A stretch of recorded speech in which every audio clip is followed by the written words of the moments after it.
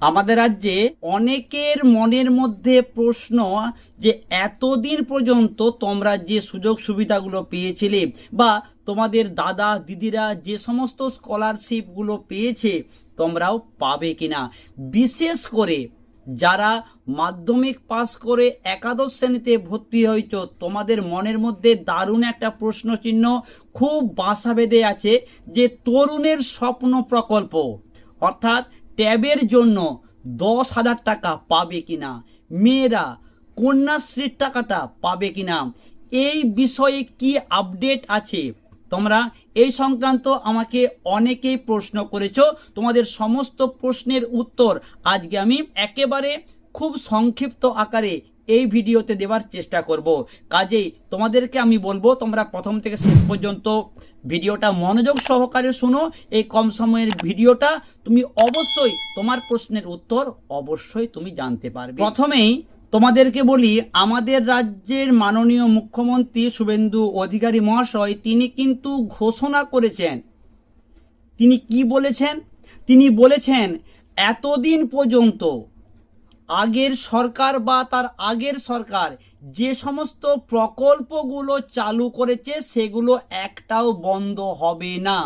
এরপর আমরা দেখছি আমাদের রাজ্য জুড়ে এখন তোলপাড় চলছে অন্নপূর্ণা ভাণ্ডার এবং বেকার ভাতা অর্থাৎ যুব শক্তির যে টাকাটা, এই বিষয়ে এখন খুব তোলপাড় চলছে। এখানে তোমাদের আমি একটা বিষয় বলি, তোমরা স্টুডেন্ট, তোমরা হয়তো মনে করতে পারো যে স্যার এই অন্নপূর্ণা ভাণ্ডার বা বেকার ভাতা বা যুব শক্তি এটা বলার কারণটা কি। দেখো, আগের সরকার দিয়েছিল লক্ষ্মী ভাণ্ডার, এই সরকার দিচ্ছে অন্নপূর্ণা ভাণ্ডার। আগের সরকার দিয়েছিল যুব সাথী, এই সরকার দিচ্ছে যুব শক্তি। টাকার অ্যামাউন্টটা বেড়েছে। অর্থাৎ আমি এই দুটো কথা বলার একটাই কারণ যে প্রকল্পগুলো কিন্তু একই আছে। কিছু কিছু প্রকল্পের ক্ষেত্রে আমরা দেখছি যে নামে পরিবর্তন হয়েছে। এইবারে আসি তোমাদের ক্ষেত্রে, এতদিন পর্যন্ত স্টুডেন্টরা কি কি স্কলারশিপ পেত? ধরো স্টুডেন্টরা পেত সাইকেল পেত, সবুজ সাথী, এরপরে স্টুডেন্টরা রূপশ্রী পেত, কন্যাশ্রী পেত, এর পাশাপাশি তরুণের স্বপ্ন প্রকল্প বা ট্যাবের যে 10,000 টাকা সেটা পেত। এর পাশাপাশি আমরা দেখেছি স্বামী বিবেকানন্দ স্কলারশিপ, এটা তারা পেত, নবান্ন স্কলারশিপ এটা তারা পেত। এইবার তোমাদের বলি, এই যে এতগুলো প্রকল্প বললাম তোমরা পাবে কিনা এক এক করে বলি। প্রথমেই বলি সবুজ সাথী বা লক্ষ্মীর ভাণ্ডার অন্নপূর্ণা ভাণ্ডারে রূপান্তরিত হয়েছে, যুব সাথী যুব শক্তিতে রূপান্তরিত হয়েছে। এইটুকু তোমাদের আমি বলতে পারি, এই যে আমি এতগুলো প্রকল্পের কথা বললাম এইগুলো খুব একটা পরিবর্তন হবে না, এইগুলো খুব একটা পরিবর্তন হবে না, শুধুমাত্র তরুণের স্বপ্ন প্রকল্প এটা বাদ দিয়ে।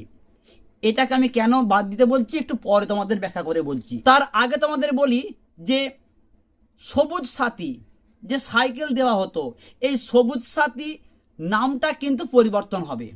সাইকেলটা দেওয়া হতে পারে বা দেওয়া হবে, যেহেতু মুখ্যমন্ত্রী নিজে বলেছেন যে কোনো প্রকল্পই বন্ধ হবে না, তাহলে আমরা ধরতেই পারি যে সবুজ সাথীর যে সাইকেল দেওয়া হতো সেটা দেওয়া হবে, নামটা পরিবর্তন হবে, এটা তোমরা নিশ্চিত থাকতে পারো।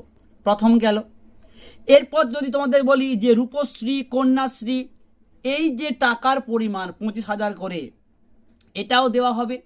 হয়তো এই নামগুলো পরিবর্তন হতে পারে, কিন্তু আলটিমেট যে টাকাটা দেওয়ার কথা সেটা স্টুডেন্টরা অবশ্যই পাবে। এবারে বলি নবান্ন স্কলারশিপ, এটাও চালু রয়েছে।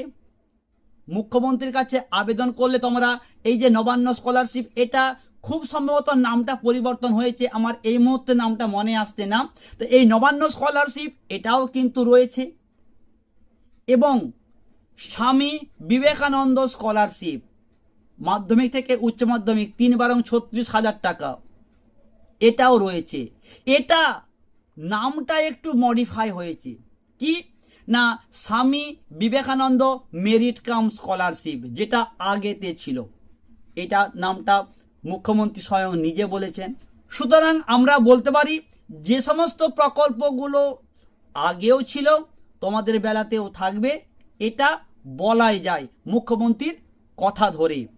এইবার বলি যে তরুণের স্বপ্ন বা ট্যাবের টাকাটা তোমরা নাও পেতে পারো, বা এই প্রকল্পটা হয়তো বন্ধ হতে পারে। কেন বললাম? দেখো, মাননীয় মুখ্যমন্ত্রী কিন্তু বলেছেন যে সমস্ত প্রকল্প চলবে। তারপর এই তরুণের স্বপ্ন প্রকল্পটা কিন্তু বিভিন্ন শিক্ষক মহল সহ গার্ডিয়ানদের মধ্যে কিন্তু অনেক প্রশ্ন রয়েছে।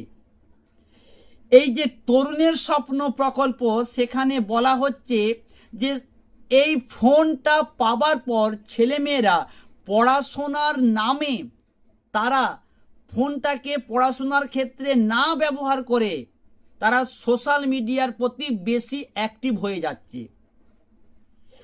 একটা আর্টিকেলেতে বেরিয়েছে এই তরুণের স্বপ্ন প্রকল্প নিয়ে। সেখানে বলা হচ্ছে এর যেমন ভালো দিক রয়েছে তেমন কিন্তু এর নেগেটিভ দিকটাও রয়েছে। ছেলেমেয়েরা বর্তমান সময়ে এই ট্যাবের টাকা নিয়ে ফোন কিনছে, কিন্তু তারা পড়াশোনা পারপাসে না ব্যবহার করে তারা অন্য পারপাসে, সোশ্যাল মিডিয়ার পারপাসে তারা বেশি ব্যবহার করছে।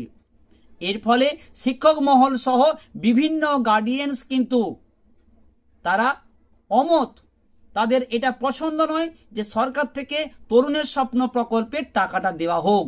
বিভিন্ন শিক্ষক মহলের দাবি, বিভিন্ন গার্ডিয়ানসদের দাবি এই ট্যাবের টাকাটা যেন না দেওয়া হয়।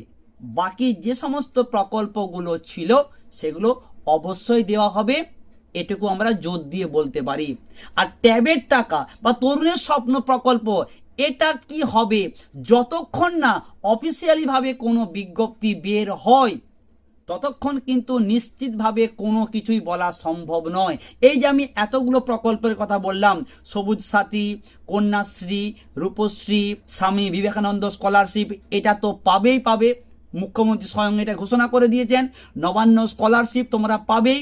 তা বাদে বাকি যে স্কলারশিপগুলো রয়েছে যতক্ষণ না অফিসিয়ালিভাবে কোনো বিজ্ঞপ্তি বের হয় সেভাবে কিন্তু বলা সম্ভব নয় যে কোন প্রকল্পটা কিভাবে বর্তমান সরকার তোমাদের জন্য অ্যাপ্লাই করবে।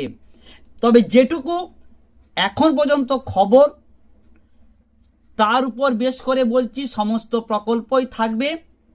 তরুণের স্বপ্ন প্রকল্প বা ট্যাবের টাকা, এই প্রকল্পের উপর কিন্তু একটা প্রশ্ন চিহ্ন আছে। এটার কি হবে সেটা ভবিষ্যৎ বলবে। যেটুকু আমার কাছে তথ্য ছিল তার উপর বেশ করে তোমাদেরকে জানালাম। কেমন লাগলো অবশ্যই তোমরা কমেন্ট করে জানাও। আর এই সংক্রান্ত বিষয়ের উপর যখন অফিসিয়ালিভাবে বিজ্ঞপ্তি বেরোবে অবশ্যই তোমাদেরকে আমি তা নোটিফিকেশন দিয়ে জানিয়ে দেব।